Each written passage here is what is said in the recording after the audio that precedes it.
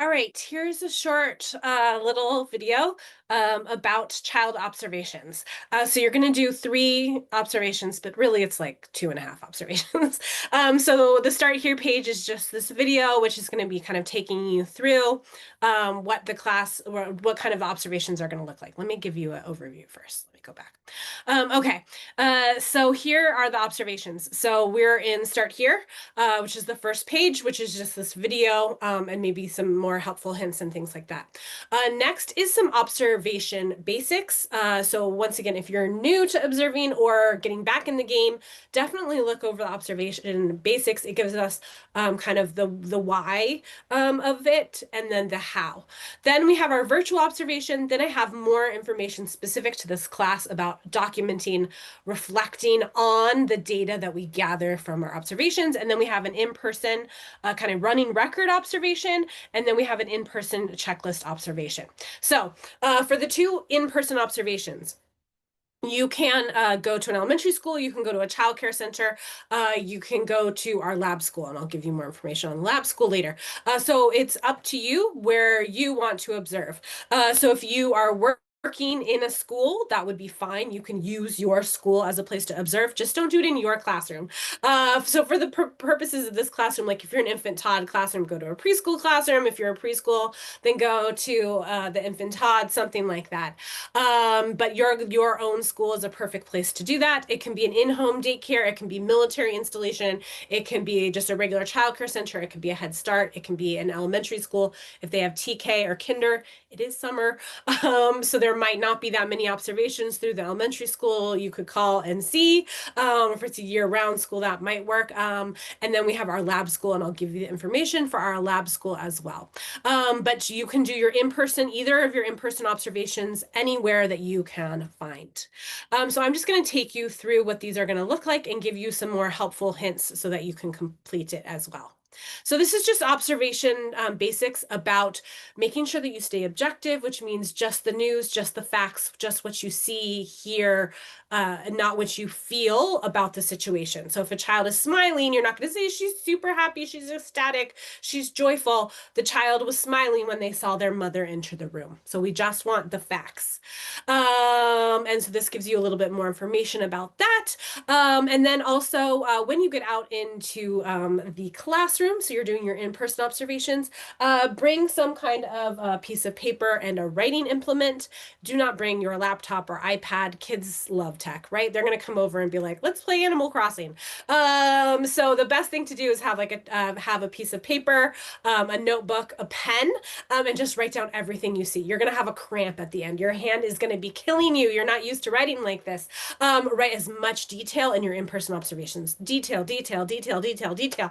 Then you can come back right afterwards, probably in the next couple of hours, and start to refine it and pull out the detail that you want. But when you go into the observation, don't bring tech, bring a notebook, bring a pen, and just start kind of writing every little thing that you see, as much detail as possible. We want to record all of that so that we have behavior information. We have data about the children. This is going to help you as a teacher, a therapist, a counselor, or just someone who has children. The more information we can gather about children, the better and easier it is for us to kind of make decisions about relationships. So we want to have objective facts as much as we can gather in person in order to have that. So this is going to give you a little bit more information. And then here's a great video from the state of California about staying objective in the classroom and like kind of how we observe children.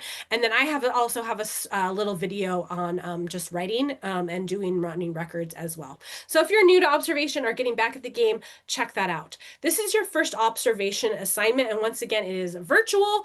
This is just to kind of help us reset, reframe to get into our observation mindset before we go out into the community and observe children in real time. This is virtual.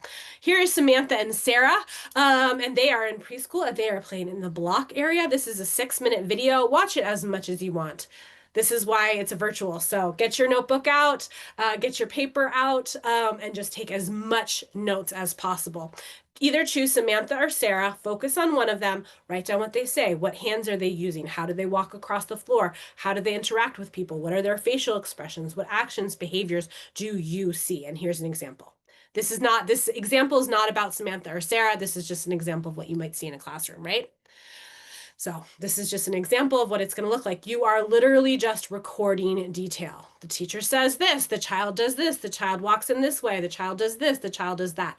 For the observation of Sarah and Samantha, there's going to be 6 to 12 entries that look like this. So Sarah does this. Then Sarah does this, then Sarah does this, then Samantha says this, and Sarah says this. This is what she looks like. This is how she uses her body. This is how she does that, right? So if you're watching the 6-minute video and you don't have 6 to 12 pieces of detail, you don't have an entry, a writing, go back and watch it again. At least every minute you should be seeing something new. She's using her left hand. She's using her fingers. She's placing it on top. She's on her tippy toes. The teacher says this. She says that, right? That's giving us information. That's receptive language. That's expressive language. That's our gross motor skills, our fine motor skills.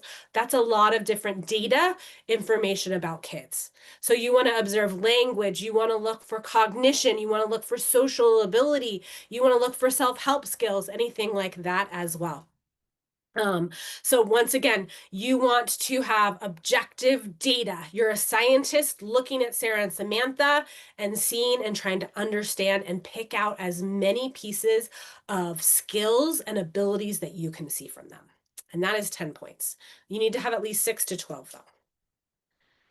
So then this is information about how we use observation for high quality education. So if you're going to be thinking you're going more into psych or anything like that, that's absolutely fine. This is going to give you information. But a lot of times, a lot of our observation skills are for working with children and creating guidance, positive guidance-based, really kind of positive relationships. So I'm giving you some more information that on your own leisure, you can kind of read through. Why do we use documentation? Why do we observe? Why should we have a small notepad? Here are some tips and tricks from my years of experience as a teacher. So if you're working with children right now, here are some tips and tricks for you as well. How does it help us reflect? How does it help us become a better teacher? As well as also in this module for you guys. And then here's some more information on documenting a child's experience as well. So this is all mostly from the state of California, because the state of California and kind of our teaching boards that kind of help us in Sacramento have found that observation and data gathering and then the process of kind of reflecting on children's behavior really sets the stage for high quality education and good guidance-based relationships between adults and children. And that's why it's so important. So after you've kind of taken a look at that, then whenever you are kind of done with your virtual observation and you've read through your observation basics and you've read through why we do it to reflect and to become better teachers and kind of professionals with children, then you are going to go out and once again, you can go to an infant toddler school, you can go to a preschool school, you can be on the military base, you can go to the lab school, anything like that. Here's some more information. It should take about 20 to 30 minutes in a classroom location. Once again, you're bringing a piece of paper and a notebook. You're writing as much detail as possible. What I would like for my final format is something like this. So here's an observation. Jose is reading by himself on the couch. Jillian comes up to him and she says, "Hey, let's play kickball." And he's like, "No, I'm good." And then she's like, "Are you okay?" And then Dad, because I live like a mile from Camp Pendleton, so this is kind of a military-based observation. Dad left that morning and he's feeling sad. And Jillian, whose mom is also in the military, says, "Yeah, I don't like it when my mom and dad are gone too." So for here, this is the skill and behavior. So in the classroom, you're writing so much detail, right? You're like, blah, blah, blah, blah, blah. Then you're going to give it to me in a play observation format, which is something like that. I see the detail, I see the observations, things like that. And then right next to it, you're going to give me a little bit of the skill or behavior that you saw. So Jose is showing self-awareness, his ability to label his feelings about his father's deployment. Jillian is showing some social awareness. She notices that Jose is not himself. Within their relationship, she's showing some empathy for Jose and offers comfort by relating to her own experiences, which is a hallmark of empathy. These are older kids. These are kids about 9 or 10 years old.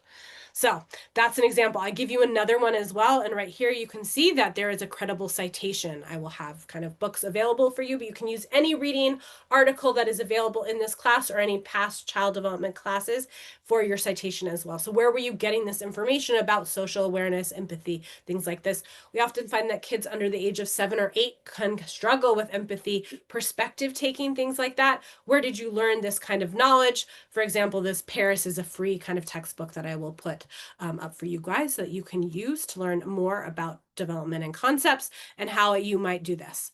So once again, I'm going to, these are 3 examples. So I have one about Jose, one about Alicia, and one about Berkeley. So these are just examples that we've made to kind of explain how the observation might look.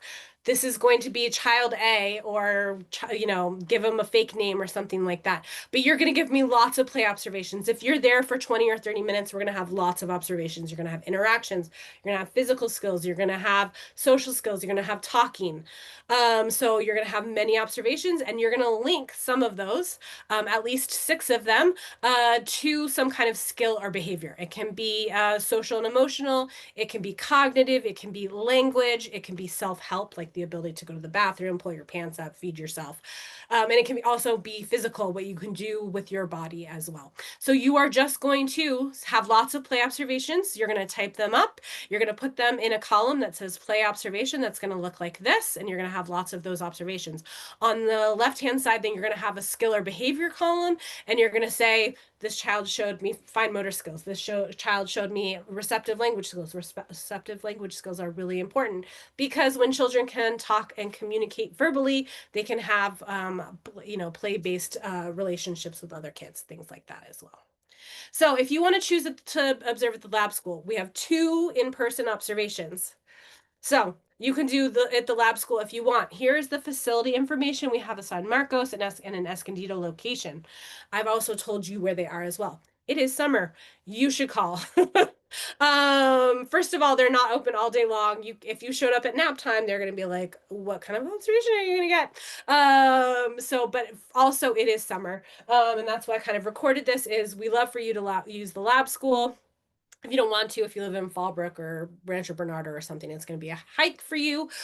Feel free that you don't have to. You can find a childcare center, an elementary school, which also might be closed, or any kind of childcare center. You can observe at one of those. If you wanted to use the lab school, please call them first and make sure that they are able to accommodate you within the summer. Here are all the things that you need to know before you observe about IDs, about our confidentiality statement, about our cell phone policy, about when you can show up, about restrooms, about sleeping time. So if you go to the lab school, you need to read all of this kind of information before you go, and you also need to call so that they can accommodate you within the summer schedule. So that is my lab school disclaimer. It's a great place for you to observe, but you're just going to need to take a few steps, and you're going to need to read all of that information before you go to the lab school. So our second observation, our first observation is just a basic kind of running record. So you write down lots of skills and then you connect it to development. This is our in-person checklist observation, and a checklist is just a checklist. Like, I mean, it's a checklist. So you probably, a lot of times if you're doing something, you have a checklist, right? So if you've ever worked in a restaurant, they have a checklist for cleaning the bathroom, right? You come in, you probably start at the top, right? You do the mirrors, then you do the sink, then you do the toilets, then you do the floor, then you wash your hands, and then you're done, right? So there's a checklist, and you probably have to sign your name after each one to make sure that you did it correctly. So we're using a checklist in this case to record an observation in order to kind of get you a little bit more objective and to kind of focus in on something. So a lot of times we'll use a checklist outside. What does the outside observation environment look like? We might use it for literacy. We're just looking to see specific literacy skills that a kid has. We might have it for many different types of situations. Myself, I used to be a site supervisor or a program director, so I was the director of our preschool, so I would come in with a checklist to make sure that I was seeing good interactions between staff and kids. Or I would make sure that sometimes I would reserve parents with checklists, things like that as well. So this gives you a little bit more information, but a lot of these checklists can help us kind of hone in on a specific care. So you are once again going to do an in-person observation, and it can be anywhere, lab school or outside of it. But you're going to choose the age range that you are going to go observe. So if you are going to an infant toddler classroom, click on this, and go to the infant and toddler classroom environment checklist, download and print it, and then go to the infant toddler classroom and do your observation. If you can't get your hands on infant toddlers, here's a pre-K one. So this is like a preschool one. So this would be like 3, 4, and 5-year-olds. So if you know I'm gonna go to a preschool classroom, then click on this, download and print this. And if you are able to find a kindergarten that is open, then do the kindergarten classroom environment checklist. Once again, many of them are closed. So it's up to you to go find a place to observe. Our lab schools are open. If you call, you can make a reservation or just make sure that they can accommodate you. If not, go out into your community and find a place. Depending on where you go, then you know which age range you're going to have, right? So that they're like, yeah, absolutely, come back tomorrow and you can go in an infant toddler class. Then click on this, and this will take you to a checklist, and then you will print this off, and it can be small. You can make it really small, like have a couple of pages on each one. On each, you have a couple different of our checklist pages on one printed page, do both back and forth or both sides printed, something like that. But you're going to click on that as well, and that's going to help you, and you're going to need that before you go to the classroom. So in each classroom, it says something that it says boy, and that means beginning of year.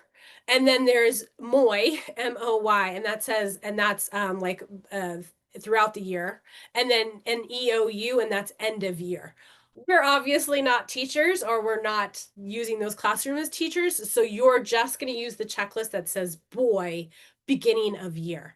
So don't care about the Moy, M-O-Y, or the E-O-Y. That would be something that we often use checklists many times throughout a year. So you might use this environment checklist many times. So you would use it at least 3 times, but we don't have that because this is just an 8-week long class. So you're only going to use the checklist for the boy column. So don't worry, just pretend like the Moy and the EOA don't even kind of matter. This is just to give you an example of how teachers might use it. They might use it 3 to 6 times within a school year. In addition to filling out the checklist, so doing a little checklist, I saw this, I saw that, there's a notes and evidence section. And let me make sure that you can get to that. So here it is. So this boy and Moy, once again, you don't care about Moy or Eoy, right? So those don't matter. Just do the boy, B-O-Y, just use that checklist. But underneath it says notes and evidence right here. You're going to write some detail in there, right? So if you saw that you feel that the classroom is disorganized, you're going to give me notes and evidence of why it was disorganized. There was blocks everywhere and 2 kids tripped. Something like that will give us some notes and evidence. Not just I thought it was disorganized, or I love to clean and everything is super tidy. You need to give me examples or evidence or some notes or some observations for why you kind of thought that. So let me go back.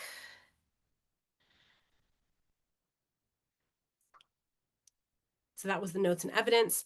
And then also the website. So if you go to that checklist website, that is going to give, there's some pictures and things like that that you can also see. So if you're like, I don't understand what this means, the website where we're getting this checklist has lots of information, and I will post that website for you so that you can use this as well. So I also have pictures, examples, things like that as well. And then more information. So you could use the checklist to observe at the lab center. And once again, here's the information about the lab school. So these are our 2 observations. If you need any additional support, email me. Once again, I check my emails Monday through Friday during business hours. We can also do a Zoom. You would send me some times and dates that you would love to Zoom with me, and I can get on a Zoom with you, and we can pull up the checklist or the observation or whatever it is, and we'll go through it together. The observations are larger assignments. Typically, it takes me about a week to get some of the smaller assignments graded. For the child observation, it's probably going to take me about 2 weeks to do each one because I read through it and give you feedback as well. All right, thank you so much, and I hope that you enjoy this kind of assignment for observations that will additionally give you more information about guidance and child development.